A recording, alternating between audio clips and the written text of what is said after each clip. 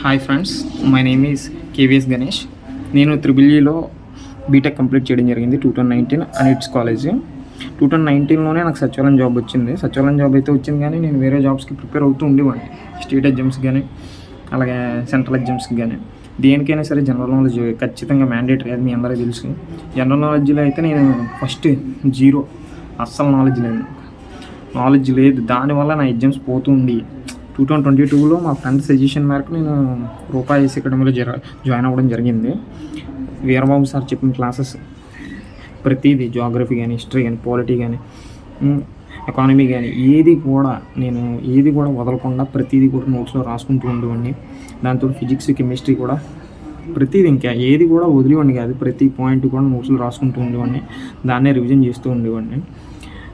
అయినా సరే నేను 2022లో జాయిన్ అయ్యాను కదా, దాని తర్వాత నేను చాలా ఎగ్జామ్స్ రాశాను. ప్రిలిమ్స్ అన్నీ అయిపోయి, మెయిన్స్ మాత్రం పోతూ ఉండి ఎప్పుడు.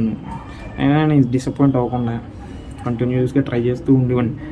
ఏదో రోజు ఒక బ్రేక్ త్రూ దొరకకపోదా అని అలా రాస్తుంటే 2024లో జే నోటిఫికేషన్ పడింది, ఆర్ఆర్బీ జే నోటిఫికేషన్. అది 5 years తర్వాత పడింది.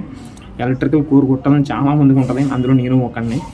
దానికి కోర్తో పాటు జనరల్ నాలెడ్జ్ అన్నది చాలా ఇంపార్టెంట్. ఆ జనరల్ నాలెడ్జ్ నాకు ఖచ్చితంగా రూపాయిస్ అకాడమీ నుంచి వచ్చింది. 2022 నుంచి ప్రిపేర్ అవుతున్నాను కదా రూపాయిస్ అకాడమీలో.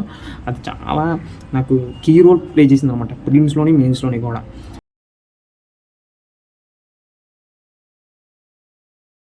నాకు రెండిట్లోని జనరల్ నాలెడ్జ్లో బాగా గ్రిప్ వచ్చిందంటే కారణం రూపాయిస్ అకాడమీ.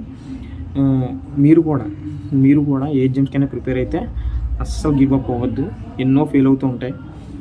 ఫెయిల్ అయినా సరే ఖచ్చితంగా ఒకరోజు సక్సెస్ వస్తుంది. రూపాయిస్ అకాడమీలో ఖచ్చితంగా కంటిన్యూ అవ్వండి. మీ నమ్మకాన్ని అలాగే ఉంచండి. ఖచ్చితంగా ఇది రోజు జాబ్ వస్తుంది. Thank you.